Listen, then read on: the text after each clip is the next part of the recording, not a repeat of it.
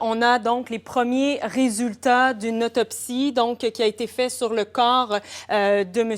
Epstein. Et selon les premières observations de cette autopsie, eh bien, plusieurs fractures au cou ont été observées. Alors, des experts en médecine légale ont confirmé que ces résultats correspondent à une mort par pendaison ou par strangulation. Le coroner a noté, entre autres, une fracture à l'os hyoïde, donc qui est habituellement causée par une compression importante et prolongée sur la pomme d'Adam.